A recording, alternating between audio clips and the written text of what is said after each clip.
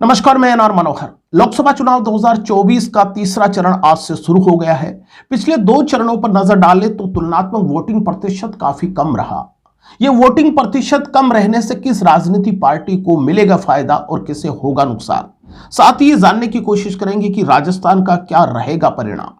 सबसे पहले बात तो राजस्थान की करें तो राजस्थान को लेकर भाजपा के चाणक्य और कद्दावर नेता अमित शाह ने एक इंटरव्यू में बताया कि राजस्थान का परिणाम है वो भाजपा के लिए ज्यादा अच्छा नहीं रहेगा तुलनात्मक 2019 और 2014 के मुकाबले। अमित शाह कहते हैं कि 2 सीटों की कटौती हो सकती है। जब भाजपा का कद्दावर नेता या चाणक्य ये बात मान ले तो इससे अंदाजा तो लगता है कि भाजपा राजस्थान में कुछ कमजोर स्थिति में है। वो 2 सीटें कौन सी रहेगी, साथ ही कमजोर क्यों है, इस पर करेंगे चर्चा। अमित शाह के लिए कहा जाता है कि भाजपा का जो पूरा फाउंडेशन, या मैं कह सकता हूं कि मोदी की जीत के लिए जो रणनीति तैयार की जाती है, चाहे वो रणनीति कूटनीति रणनीति हो या वो रणनीति कोई जीत की रणनीति, उसमें अमित शाह का नाम सबसे आगे आता है। अमित शाह वो चाणक्य है जो भाजपा की जीत के लिए पूरी धरातल तैयार करता है, और ऐसा व्यक्ति अगर राजस्थान को लेकर कोई बात कहता है तो राजस्थान या भाजपा को थोड़ा सा सोचना चाहिए।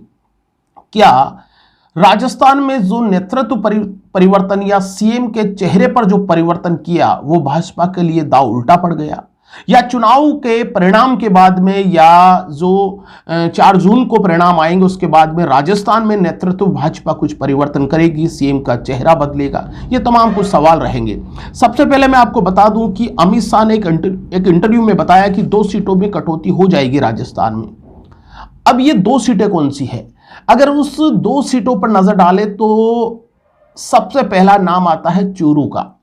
चूरू में राजस्थान की राजनीति में भाजपा के लिए यहां से जो चीज शुरू हुई थी, या भाजपा के लिए जो चूरू का जो घटनाक्रम रहा है वो भाजपा जैसे आशा रख रही थी या भाजपा जैसा सोच रही थी उससे विपरीत हो गया।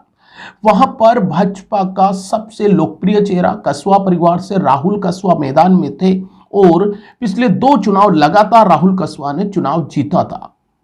इस बार भाजपा ने राहुल कसवा का टिकट काटा, और टिकट काटने के बाद से ही वहां के लोगों में, या मैं कह सकता हूं कि वहां की यूथ राजनीति में एक बड़ा बदलाव देखा गया। अब राहुल कसवा का टिकट कटना कोई सामान्य घटनाक्रम नहीं था। जो राजस्थान की राजनीति को बहुत नजदीक से जानते हैं, या जो विधानसभा के परिणाम पर जो पैनी नजर रखते थे, उनको ये पता है कि राहुल कसवा का टिकट काटने के पीछे क्या मैं कह सकता हूं कि आधार रहा होगा। अगर इस आधार को सामने लाए तो उसमें एक नाम सामने आ जाता है राजेंद्र सिंह राठौड़, भाजपा का बड़ा चेहरा, और राजपूत चेहरे के तौर पर राजेंद्र सिंह राठौड़ का नाम आता है। एक समय ऐसा आया था कि वसुंधरा राजे के बाद में अगर कोई दूसरा नाम है तो वो राजेंद्र सिंह राठौड़ था या गजेंद्र सिंह शेखावत था। लेकिन गजेंद्र सिंह शेखावत का संजीवनी जो घोटाला है उसमें उलझने के बाद में राजेंद्र सिंह राठौड़ का जो कद है वो तेजी से बढ़ा था। अगर यहां से राजेंद्र सिंह राठौड़ ने विधानसभा चुनाव जो लड़ा, और विधानसभा चुनाव में राजेंद्र सिंह राठौड़ की हार ने पूरे समीकरण को बदल कर रख दिया। जब कोई हारता है तो हार का ठीकरा किसी न किसी पर फूटता है, और वो ठीकरा फूटा युवा भाजपा के सांसद राहुल कसवा पर।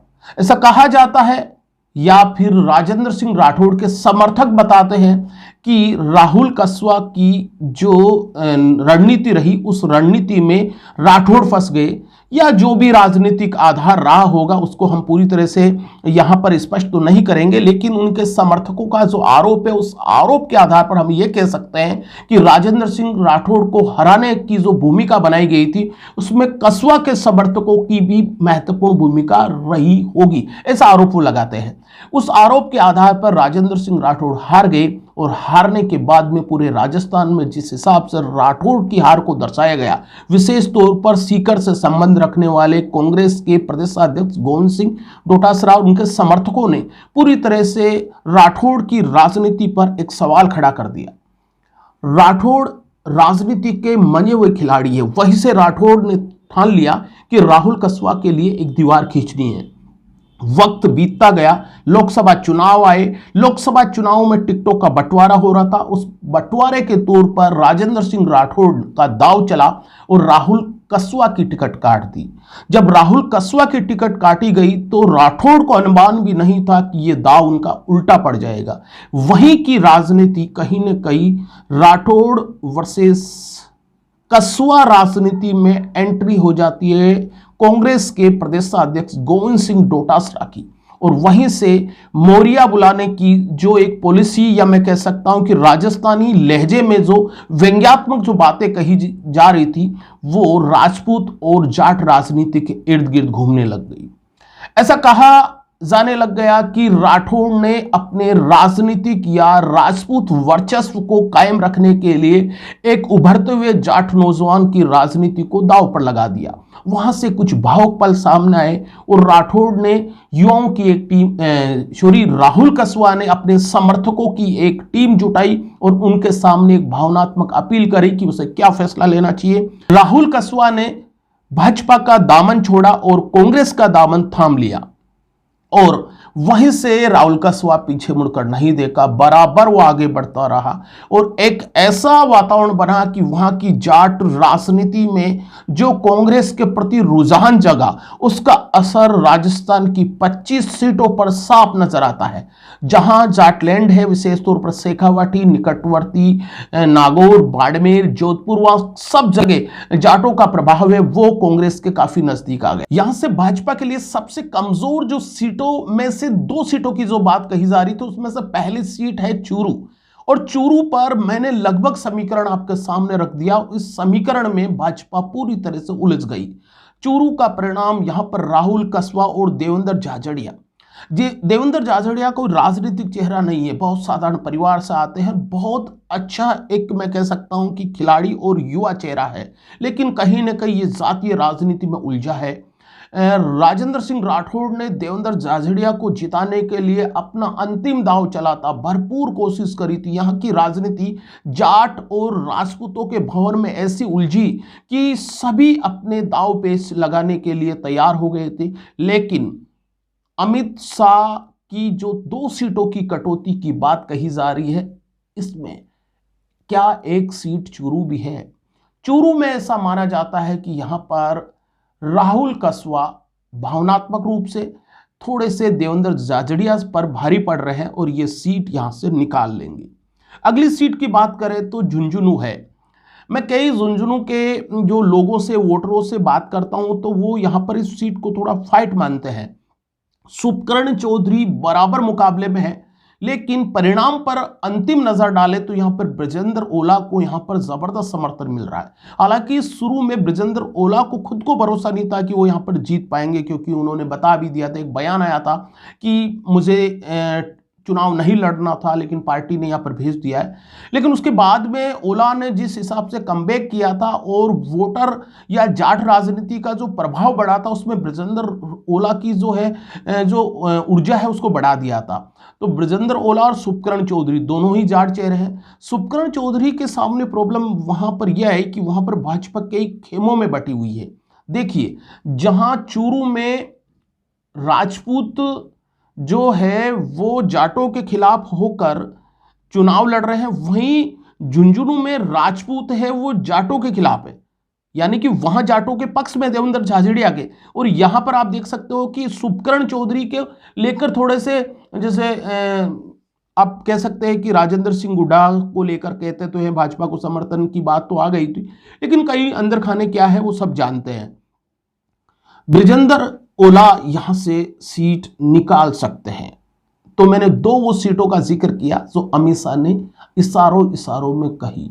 ये श्योर नहीं है कि दोनों सीटें यही है, लेकिन आधार ये बन जाता है कि शेखावाटी की ये दोनों सीटें, चूरू नंबर 1 और नंबर 2 झुंझुनू, इन सीटों पर बहुत ज्यादा है वो भाजपा कमजोर नजर आती है और कांग्रेस मजबूत नजर आती है। इसे परिणाम की हम संभावना व्यक्त कर रहे हैं कि ये दोनों सीटें वही है जहां पर कटौती हो रही है और यहां पर कांग्रेस थोड़ी सी खुश नजर आ सकती है। अंतिम परिणाम तो 4 जून को आने हैं। उसके बाद में मैं यहां पर जाटों की राजनीति और राजपूतों की राजनीति पर बात करूं तो 2024 में जो राजपूत राजनीति है वो पूरी तरह से उलझी हुई राजनीति रही है, क्योंकि राजपूत राजनीति की बात करें तो उसका असर राजस्थान में तो खासा देखा जा सकता है। राजस्थान में राजपूतों का खासा प्रभाव है। लगभग 200 सीटों में से 120 सीटें ऐसी है जहां पर कमोबेश राजपूतों ने सीधा अपना प्रभाव डाला है, और लोकसभा की 16 से 17 सीटें हैं जहां पर राजपूत वोटर प्रभावित करते हैं। इस बार राजपूतों के सामने दुविधा थी, अपनी वो पार्टी जिसे वो सब कुछ मानते थे उसके खिलाफत भी होते हुए नजर आए। करणी सेना ने खुले तौर पर कस्में खा रही थी कि इस बार वो भाजपा को सबक सिखाएगी। उसके पीछे भाजपा के एक नेता थे रूपाला, जो गुजरात से संबंध रखते हैं। उसका असर राजस्थान नहीं भारत के कई प्रदेश में उसका असर देखने को मिला। यहां पर भाजपा राजपूतों की जो नाराजगी है उसे दूर करने में नाकामयाब रही, मैं कह सकता हूं पॉलिसी फेलियर रही, और राजस्थान में कहीं ना कहीं इसका परिणाम है वो 2 सीटों की कटौती से बढ़कर ज्यादा भी हो सकता है। अब जाटों का पहली बार कांग्रेस के प्रति झुकाव खुले रूप से नजर आया। अब तक 2014-2019 के तुलनात्मक इस बार जाट समुदाय ने बंपर वोटिंग करी है कांग्रेस के फेवर में, और ये कांग्रेस के फेवर में वोटिंग करना ही कांग्रेस के लिए संजीवनी है। राजपूतों की अपनी परंपरागत पार्टी के प्रति नाराजगी और जाटों की कांग्रेस के प्रति समर्थन, ये जातीय, क्योंकि इस बार जाति ने बड़ा खेला दिखाया है राजस्थान में। सभी जातियों में राजनीतिक चेतना उभर कर सामने आई थी, उसमें विशेष तौर पर राजपूतों ने बिल्कुल यहाँ पर बगावत के स्वर दिखाए थे, और कांग्रेस ने एकजुटता के किसी राजनीतिक पार्टी के स्वर दिखाए थे। उसके बाद में मैं बात करूं कि अभी राजस्थान की सीटों पर तो 2 सीटों पर यहां पर परिणाम की बात करें, तीसरी जो सीट आती है वो सीट आती है बाड़मेर की। इस सीट पर जबरदस्त फाइट हुई थी, और मैं कह सकता हूं कि इस सीट ने देश की राजनीति की तरफ अपना ध्यान खींचा। वहां पर एक नाम आता है रविंदर सिंह भाटी। गजब का नौजवान है, बहुत ही छात्र राजनीति से निकला है, और मेरा व्यक्तिगत मानना है कि रविंदर सिंह भाटी जैसे राजनीति में आना यह भारत की राजनीति के लिए सुखद संदेश है, क्योंकि उन्होंने उस जातिवादी राजनीति को ब्रेक किया, उस जो कहते हैं कि उसी परिवारवादी राजनीति को भी उसने तोड़ा, अपने दम पर अपनी पहचान बनाई। वो विधायक बने, विधायक के बाद में किसी ने अनुमान नहीं लगाया था कि वो लोकसभा में इससे जबरदस्त फाइट करेंगे। हर जाति के लोगों ने, चाहे वो मुस्लिम वर्ग हो, चाहे वो दलित वर्ग हो, चाहे राजपूत वर्ग हो, चाहे अन्य वर्ग हो, देवासी वगैरह, उन्होंने भी इस नौजवान की मतलब पीठ थपथपाई और उसको बहुत ज़्यादा सपोर्ट किया। लेकिन अंततः जाते जाते इस नौजवान के साथ में जो एक जाति का टैग लगा वो थोड़ा सा एक सवाल खड़ा करता है, और मैं बार बार कहता हूं कि ऐसे नौजवानों को किसी जाति की परिधि में नहीं बांधना चाहिए, क्योंकि जब कोई एक ऐसी राजनीति करता है जो आने वाले कल की संभावनाओं पर निर्धारित राजनीति की तरफ कोई नेता उभरता है, तो उसमें जाति की उस दीवार में नहीं बंधना चाहिए। खुद रविंदर सिंह भाटी को इस दीवार को तोड़ना चाहिए अगर कोई बनाने की कोशिश भी कर रहा है तो। अगली बात करें इस परिणाम पर, तो यहां पर रविंदर सिंह भाटी बहुत मजबूती से टक्कर दे रहे हैं जो कांग्रेस के प्रत्याशी है उम्मेदाराम बेनीवाल के। दोनों के मुकाबले यहां पर बीजेपी तीसरे नंबर, यानी कि मैं कह सकता हूं कि जो एक भाजपा के मंत्री कैलाश चौधरी और बहुत अच्छा चेहरा, वो तीसरे नंबर पर जा रहे हैं। उम्मेदाराम बेनीवाल जो आरएलपी से कांग्रेस में आए, रविंद्र भाटी जिसका कोई राजनीतिक, मैं कह सकता हूं राष्ट्रीय राजनीति का आधार नहीं है, लेकिन उन्होंने निर्दलीय के तौर पर जबरदस्त फाइट करके यहां पर मुकाबला है। ये सीट मैं कह सकता हूं कम मार्जिन से दोनों में से कोई भी जीत सकता है। मेरे निजी राय अगर इसमें मैं रखूं तो यहां पर उम्मेदाराम जो है बेनीवाल वो थोड़े से मार्जिन से भाटी पर हो सकता है, क्योंकि लास्ट में जिस हिसाब से भाटी के वोटरों को या भाटी को कमज़ोर करने के लिए वहाँ पर जो पुलिस महकमा है, जो सुरक्षा कार या जो आधार बनाकर जो चीज़ें कही गई थी, जो पूरा ड्रामा चला, जो जाति के नाम पर वहाँ पर मारपीट या जो कह सकता हूँ घटनाक्रम हुआ, वो कहीं ना कहीं भाटी की साख को कमज़ोर तो करता है। अगर हो सकता है उसमें भाटी सीधे तौर पर शामिल ना होकर अगर उनके समर्थक ने भी अगर ऐसा कुछ किया है तो वो थोड़ा सा चिंता बढ़ाता है। इस सीट को, बाड़मेर की सीट को भी ये कांग्रेस के लिए मैं कह सकता हूं कि थोड़ी सी तीसरी वो सीट है जो कांग्रेस के लिए फायदेमंद निकल सकती है या जीत सकते हैं। अगली मैं चौथी सीट की बात करूं तो यहां पर दौसा सीट है।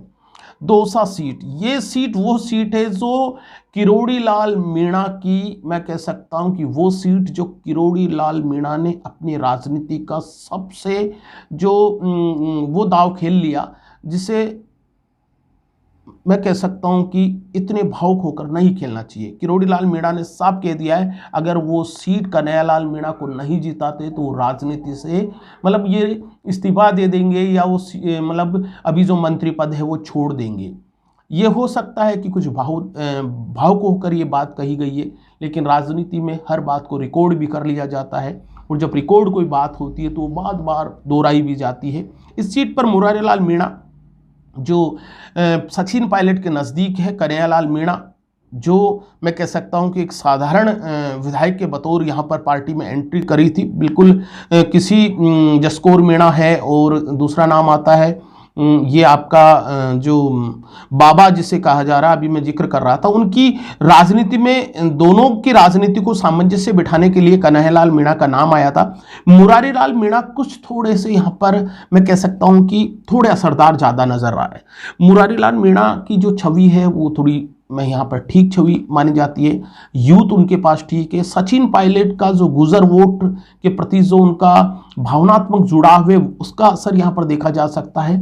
और यहाँ पर हालांकि पिछले परिणाम पर बीजेपी जीतती रही है, लेकिन इस बार मुरारीलाल मीणा थोड़े से कन्हैयालाल मीणा पर भारी पड़ रहा है, और ये सीट कांग्रेस जीत सकती है।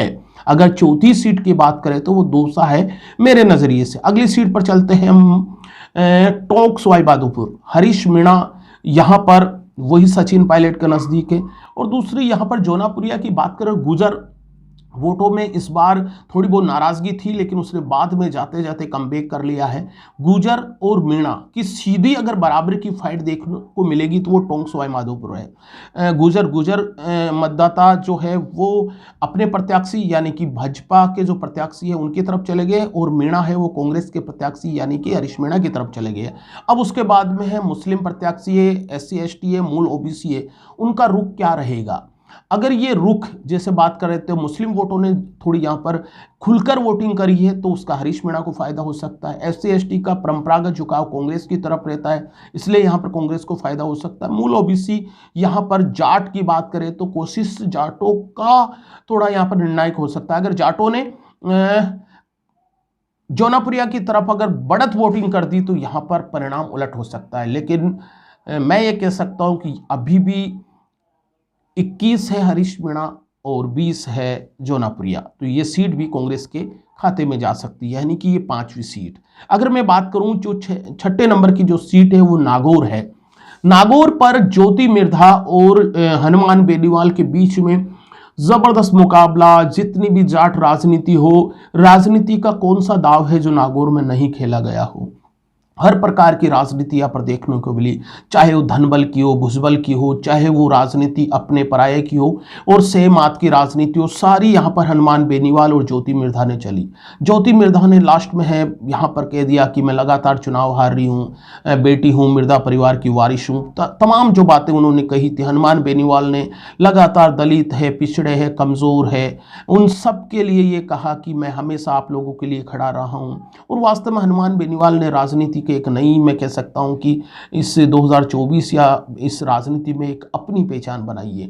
मैं बार बार ऐसे जो राजनेता है उनके हमेशा पक्षधर खड़ा रहता हूं। हनुमान बेनीवाल हुआ, कॉमरेड अमरा राम हुआ, रविंद्र सिंह भाटी हुआ, राजकुमार रोज हुआ, ये वो राजनेता है जिन्होंने अपनी पहचान अपने दम पर बनाई है। कोई राजनीतिक घराना नहीं था, वो किसी जाति में नहीं बनते, बेशक उन पर जातीय टैग लगा देते हैं, लेकिन मैं कहता हूं कि ऐसे लोग हैं उनको कहीं ना कहीं राजनीति में किसी न किसी धारा पर खड़ा होना चाहिए। हनुमान बेनीवाल और ज्योति मिर्धा के बीच में कड़ा मुकाबला। ज्योति मिर्धा का जो एक बयान था वो दलितों को चुभ गया। ज्योति मिर्धा ने डायरेक्ट इनडायरेक्टली संविधान को बदलने की बात कही थी, 400 पार का जो आंकड़ा है, या जो उन्होंने जो बात कही थी जो संविधान संशोधन, आवश्यक संविधान संशोधन को, उससे सभी वोटर है वो ये जोड़कर देख लिए कि ज्योति मिर्धा ने संविधान को बदलने की बात, तो उसका सीधा असर बात करें तो ज्योति मिर्धा पर ये भारी पड़ेगा। राजस्थान की दलित राजनीति बहुत ज़्यादा चेतना वाली राजनीति हो गई है अभी, क्योंकि शेखावाटी में सबसे ज़्यादा जो दलित है वो राजनीति चेतना को माने जाते हैं, और उसका असर नागौर पर भी है। नागौर का जो डेल्टा कांड है उसके बाद से नागौर का जो डांगावास प्रकरण हुआ था उसके बाद में ही दलित राजनीति ने बहुत कुछ उतार चढ़ाव देखा था। उसी के आधार पर मैं कह सकता हूँ कि ज्योति मिर्धा अगर कोई 20 से या 21 से 19 बनेगी तो ये बयान उनको बहुत कमज़ोर है और हनुमान बेनीवाल यहाँ पर बढ़त ले सकते हैं।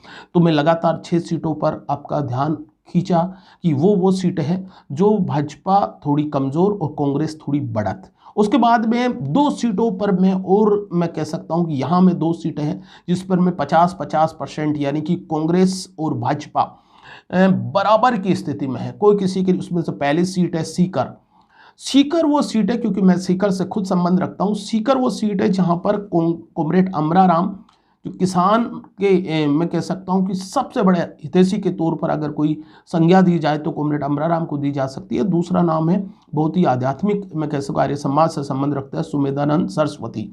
2 बार वो जीते हैं। इस बार का मुकाबला दोनों के बीच में कड़ा है। मैं चुनाव प्रचार या चुनाव रिपोर्टिंग के दौरान जब मैं सीकर या सीकर से बाहर जब रहा तो सभी लोगों ने ये कहा कि वहाँ से अमराराम जीत रहा है। जब मैं ये बताता कि मैं खुद सीकर से हूँ तो वो लोग मुझे मेरे बताने से पहले ही ये समझा देते थे कि वहाँ पर अमराराम आसानी से जीत जाएंगे। कई लोगों ने तो यहाँ तक कह दिया कि अमराराम की जीत बहुत बड़ी जीत होगी। अब अमराराम के प्रति इतना ज़्यादा सोचना, हालांकि धरातल का उन्हें कितना नॉलेज है ये तो मैं नहीं कहूँगा, लेकिन ऐसा मैं जब भी सीकर से बाहर किसी वोटर या किसी पत्रकार या किसी लोगों से, राजनीति समझ रखने वाले लोगों से मिला हूँ, ये चाय की थड़ी पर बैठे लोगों से बात करी तो सबने सीकर में अमराराम के पक्ष में बोला है। इससे मेरी भावना थोड़ी सी, मैंने सोचा कि जैसा मैं सोच रहा था कड़ा मुकाबला, वो मुकाबले में मैं सीकर को भी कांग्रेस या इंडी अलायंस के पक्ष में जाता हुआ दिखा सकता हूं। लेकिन अभी भी मेरा सर्वे ये कहता है, मेरा आधार ये कहता है कि यहां पर मुकाबला अंततः बना हुआ है। कांग्रेस और कम्युनिस्ट वोट एक जगह हो गए थे। इससे यह अंदाजा लगाया जा सकता है कि यहां पर कॉमरेड भारी है। और इस बार क्या होता है कि कॉमरेड को सब भावनात्मक रूप से दिल्ली भेजने के लिए कोशिशें कर रहे थे। बीजेपी के लिए अगर कोई सकारात्मक एक बात जाती है तो वो बात है कि ग्रामीण क्षेत्र में वोटिंग प्रतिशत कम रही और शहरी क्षेत्र में वोटिंग प्रतिशत बढ़ी है। अगर ये फैक्ट कांग्रेस के लिए या भाजपा के लिए, ये जो आधार है भाजपा के लिए कहते हैं कि शहरी वोट पक्ष में ज्यादा जाता है, अगर ऐसा हो जाता है तो यहां पर भाजपा को संजीवनी मिलेगी या तीसरी बार हो सकता है वो टर्म खेल ले। लेकिन ऐसा नहीं होता है तो अमराराम है इस सीट पर जीत सकते हैं। इसलिए 36 से अगर कोई 7वीं सीट इंडी अलायंस या कांग्रेस जीतती है तो वो है सीकर। उसके बाद में भरतपुर, संजना जाटो और रामस्वरूप कोहली, ये भी वो सीट है कि बिल्कुल 50-50 के आंकड़े पर टिकी हुई सीट है। यहाँ पर संजना जाटो ने ज़बरदस्त यहाँ पर प्रदर्शन किया है और बहुत ही मैं कह सकता हूँ कि वो जो अभी विधानसभा चुनाव में कम मार्जिन से ये चुनाव हारी थी, संजना जाटो ने ज़बरदस्त चुनाव लड़ा है। और इसी के आधार पर यहाँ पर अगर भरतपुर की जाट राजनीतिक आरक्षण में उलझती है और यहाँ पर विश्वेंद्र सिंह जैसा कद्दावर चेहरा अगर संजना जाटव को खुले मन से सपोर्ट कर जाते हैं तो ये संजना जाटव यहाँ पर है रामस्वरूप कोहली पर भारी पड़ सकती है। और लगातार मैं कह सकता हूँ कि भरतपुर की जो ये सीट है यहाँ पर भाजपा से खींचकर ये कांग्रेस की झोली में जा सकती है। अभी तक के जो मैंने 8 सीटों के आंकड़े बताए हैं, यहाँ पर कांग्रेस है जिसमें वापस दोहरा दो चूरू, झुंझुनू, बाड़मेर, दौसा, टोंक सवाई माधोपुर, सीकर, नागौर और भरतपुर, इन सीटों पर लगातार मैं कह सकता हूं कि कांग्रेस जीत की उम्मीद लगाए बैठी है। कड़े मुकाबले वाली कौन सी सीटें हैं? उसमें से पहली मैं सीट देता हूं वो है जयपुर ग्रामीण। जयपुर ग्रामीण में यहाँ पर वही सचिन पायलट के चहेते के तौर पर है, अनिल चोपड़ा मैदान में आए। अनिल चोपड़ा यहाँ पर जबरदस्त टक्कर में है। अनिल चोपड़ा के लिए सारी चीज पक्ष में जाती है। अगर एक बात अगर कोई मैं कह सकता हूँ मेरे नज़रिए से, क्योंकि उनकी जो चुनाव के दिन मैं रिपोर्टिंग में था, उनके जो लास्ट के जो संगठन के जो संगठन का आधार था वो थोड़ा लचर नजर आया। उनको वोटरों को बूथ तक ले जाने के लिए जो मेहनत होनी चाहिए थी वो थोड़ी कमजोर रही है। अगर यहाँ पर जयपुर ग्रामीण में अनिल चोपड़ा और थोड़ी सी मेहनत कर लेते तो ये सीट है वो बहुत अच्छी तरह से कांग्रेस निकाल लेती। हालांकि अभी मैं कह सकता हूँ कड़े मुकाबले वाली सीट है, ये कहना जल्दबाजी होगा कि कौन जीतेगा, लेकिन ये सीट फंसी हुई सीट है। दूसरी कड़े मुकाबले वाली सीट है वो है कोटा। हालांकि यहाँ पर कोटा पर प्रहलाद गुंजल है, वो मुकाबले में बहुत ही कड़े मुकाबले में रहे कि लास्ट में जाते जाते थोड़े से पिछड़ गए थे, क्योंकि प्रहलाद गुंजल को क्या है कि अपनों का ही जो समर्थन मिलना चाहिए था वो उतना नहीं मिल पाया। लेकिन ये कह सकते हैं कि प्रहलाद गुंजल ने ज़बरदस्त चुनाव लड़ा है, चुनाव बना दिया है, पूरी सीट को फंसा दिया है। अगर कोई आश्चर्यजनक परिणाम भी हो सकता है। हालांकि यहाँ पर मैं बीजेपी के पक्ष में थोड़ा सा ज़्यादा कहूँगा, लेकिन कोटा की सीट फिर भी फंसी हुई सीट है, कड़े मुकाबले वाली सीट है। जयपुर ग्रामीण के बाद में अगर कोई दूसरी फंसी हुई सीट है तो वो तो कोटा है। तीसरी सीट की बात करूं बांसवाड़ा, यहाँ पर राजकुमार रोत जो मैं जिक्र करता हूं, राजकुमार रोत की राजनीति मुझे रविंद्र सिंह भाटी की राजनीति जैसी नज़र आती है। ऐसे नौजवान राजनीति में आप कल्पना नहीं कर सकते कि जो आदिवासी एरिया है, भील राजनीति का केंद्र है आदिवासी, वहाँ पर इतनी ज़्यादा राजनीतिक चेतना, ये वो जाट राजनीति हो या राजपूत राजनीति हो, उनके तुलनात्मक उन्होंने ये बताया है कि अब आदिवासियों में राजनीतिक चेतना, अपने दम पर 3 विधायक बना लिए उन्होंने। राजकुमार रोत, उनकी पूरी जो सभा थी, कोई स्कॉर्पियो, कोई फॉर्च्यूनर, कोई ऐसी गाड़ियां नहीं थी, पैदल थे उनके समर्थक, और उन्होंने मुकाबले में, इस पूरे मुकाबले में बांसवाड़ा में अपनी तरफ ध्यान खींचा। हालांकि कांग्रेस से बीजेपी में जाने वाले जो मालवीय हैं उन्होंने यहाँ पर थोड़ी सी अपना आपको संसाधन का प्रयोग किया है, सेमात का खेल किया है। कांग्रेस का जो उम्मीदवार था वो थोड़ा सा यहाँ पर खेला कर रहे हैं, क्योंकि उन्होंने समर्थन में वापस नहीं लिया डामोर, वो बैठा नहीं था, इसलिए थोड़ा रोत को नुकसान हो सकता है। लेकिन वास्तव में रोत ने सबका दिल जीता है, कड़े मुकाबले में यह सीट फंसी हुई है। फिर जो एक सीट और फंसती है वो है श्री गंगानगर। श्री गंगानगर की सीट में मैं कह सकता हूं कि यहाँ की जो सीट है वो भी एक सीट है, कड़े मुकाबले वाली सीट है। हालांकि इस सीट में शुरू में बहुत ही अच्छी कांग्रेस अपनी स्थिति में था, लेकिन लास्ट में थोड़ा सा कमजोर हो गया था, कुछ भी हो सकता है। इसलिए मैं कह सकता हूं कि 8 सीटों पर कांग्रेस और अलायंस बढ़त में है या जीत सकते हैं, और लगभग 4 सीटें जयपुर ग्रामीण, कोटा, बांसवाड़ा और श्री गंगानगर वो सीटें हैं जो कड़े मुकाबले वाली सीट है। अगर मेरा व्यक्तिगत इस पर परिणाम पर नजर जाए तो 6 से 8 सीटें हैं वो इस बार कांग्रेस जीत सकती है, और अगर कड़े मुकाबले वाली सीटों को इसमें जोड़ दिया जाए तो लगभग 11 से 12 सीटें हैं इस बार अलायंस और कांग्रेस कुछ कर सकती है। उसके बाद में बाकी सीट में एक सीट का मैं जिक्र करूंगा, जालोर। सिरोही जालोर पर यहाँ पर वैभव गहलोत, अशोक गहलोत ने सब कुछ लगा दिया था। अशोक गहलोत ने अपना, मैं कह सकता हूँ कि अपनी सभाओं का, अपनी राजनीतिक कैंपेन का लगभग 50% से ज़्यादा समय यहीं बिताया था, लेकिन उसके बावजूद भी जालोर से जो रिपोर्ट आ रही है वो ज़्यादा अच्छी नहीं है। वो मैं कह सकता हूँ अशोक गहलोत की राजनीति के लिए वहाँ पर भी जाति का बहुत खेला चला था। वहाँ पर एक साधारणता उम्मीदवार मैं कह सकता हूँ कि वहाँ पर जो उन्होंने जालोर की लोकल होने से वहाँ पर उसको थोड़ा सा प्रभाव पड़ा, इसे बाहरी बताया गया। जो वैभव गहलोत की ये सीट अगर हारता है तो वैभव गहलोत की लगातार 2 हार हो जाती है, और अशोक गहलोत के लिए भी सबसे ज़्यादा अगर तकलीफ वाली चीज़ रहेगी यही रहेगी कि वो अपने बेटे को ये सीट नहीं जिता पाए। हालांकि अभी जो हमारी जो सूची बनी है उसमें जालोर सीट है वो कांग्रेस कमज़ोर है, और ये थोड़ी बहुत है वो कांग्रेस के लिए भी या विशेष तौर पर अशोक गहलोत के लिए है, ये नाराज़ जो ये सीट है वो थोड़ी सी तकलीफदायी हो सकती है। एक और यहाँ पर इस 2024 के लोकसभा सीटों में से जो कम वोटिंग है वो जो एक चिंता का भी कारण रहा है और एक चर्चा का भी कारण रहा है। चुनाव आयोग की जो समुचित व्यवस्था है उस पर सवाल खड़ा करता है कम वोटिंग। दुनिया का सबसे लोकतांत्रिक देश में अगर वोटिंग प्रतिशत गिर रहा है तो ये सवाल खड़ा करता है। किस राजनीतिक पार्टी को फायदा मिलेगा, किसे नहीं मिलेगा, ये अलग बात है, लेकिन वोटिंग प्रतिशत गिर रहा है तो चुनाव आयोग को सोचना चाहिए, ऐसी कुछ व्यवस्था करनी चाहिए। इस बार पहली बार भाजपा के जो पन्ना प्रमुखों की बात कर रहे थे, वो बड़े संगठन की बातें कर रहे थे, वो सब धराशायी हो गए। इस बार बीजेपी ने भी इतना ज़्यादा प्रबंध नहीं दिखाया था कि कांग्रेस के लिए तो सवाल उठता है, लेकिन बीजेपी के लिए भी उठता है। इसलिए कम वोटिंग प्रतिशत के लिए राजनीतिक पार्टियों को अपना जो चुनाव प्रचार का तरीका है वो बदलना पड़ेगा। लोगों की इस बार नए वोटरों की बिल्कुल भी रुचि नहीं रही थी वोटिंग करने के लिए, वो उब गए थे। वही चुनाव का वो आधार है, वो जाति धर्म पर चुनाव होना, वो हिंदू मुस्लिम पाकिस्तान, ऐसी बहुत सारी चीज़ें थी, पेपर लीक वाला मामला था। ऐसे में नौजवान को ज़्यादा रुझान था वो लोकसभा में नहीं हो पाया, इसलिए कम वोटिंग रही है। एक और जाते जाते मैं 2-3 आपका ध्यान खींचूंगा कि इस बार मुझे, अभी मैंने पहले भी बीच के अपने इसमें बताया था कि इस बार राजस्थान में राजनीति के कुछ 1-2 नए सितारे देखने को मिले हैं। अभी लोकसभा चुनाव में उन्होंने अपनी जो शैली से सबको प्रभावित किया है, उसमें रविंदर सिंह भाटी का नाम मैं नंबर 1 पर लूँगा। रविंदर सिंह भाटी गजब का ऊर्जावान नौजवान है, बोलता है तो लगता है कि ये नौजवान है वो राजनीति के लिए बना है। और इस नौजवान पर सही कहे तो वास्तव में ये नौजवान आगे जाना चाहिए।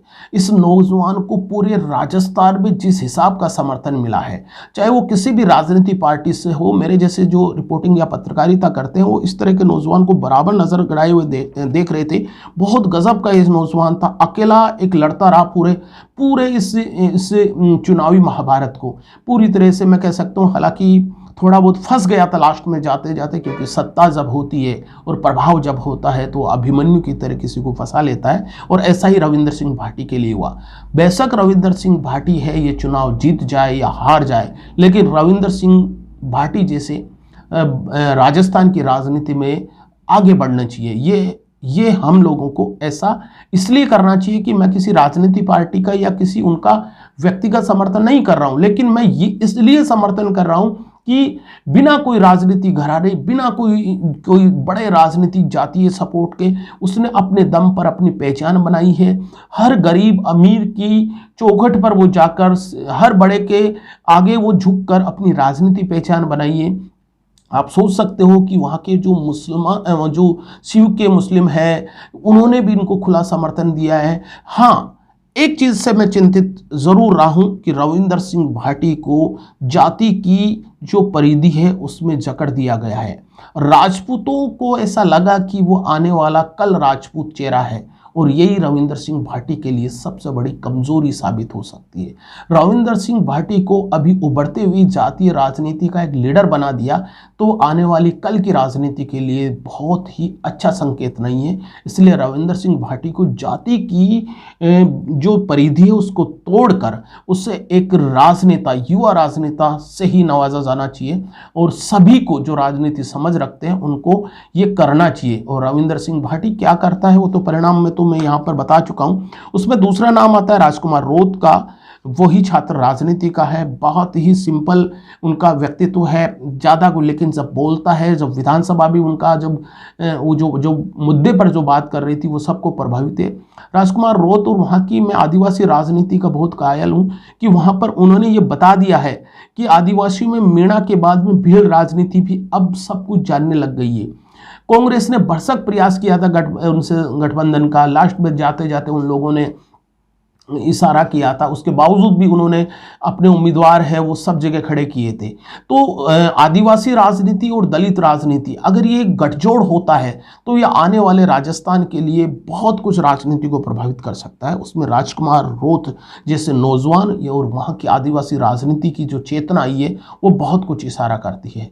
तो आज मैंने लगभग ये बताने की कोशिश करी कि जो राजस्थान की 25 सीटें हैं उस 25 सीटों में से अगर कांग्रेस जो है वो 8 पर अभी मेरे प्रारंभिक रुझान से पता चलता है कि कुछ मजबूत स्थिति में है, और बाकी अगर कड़े मुकाबले वाली सीट भी जोड़ दी जाए, 4 सीटें जिसमें जयपुर ग्रामीण है, कोटा है, बांसवाड़ा है, श्री गंगानगर है, तो ये कुल 12 सीटें हो जाती है। और बाकी 13 सीटें हैं वो मैं विशेष तौर पर कह सकता हूँ भाजपा है, वो ठीक ठाक कर रही है, अगर कुछ परिणाम में उलटफुलट नहीं हो तो। हालांकि ये कयास है, अंतिम परिणाम तो 4 जून को आने हैं। हो सकता है कि मेरे परिणाम हैं वो बिल्कुल गलत भी हो सकता है, मैं दावा तो नहीं कर सकता, लेकिन मैं ये कह सकता हूं कि जो हम लोगों ने जो सोर्सेज जुटाए हैं, पत्रकारों से बात की है, जो ग्राउंड की रिपोर्ट करी है, अब तक का जो हमने जो सर्वे का जो आधार देखो, उसमें से ऐसा लगता है कि, और हमारी बातों की पुष्टि है, खुद भाजपा के कद्दावर नेता अमित शाह ने कर दिया है कि राजस्थान में तुलनात्मक गुजरात है,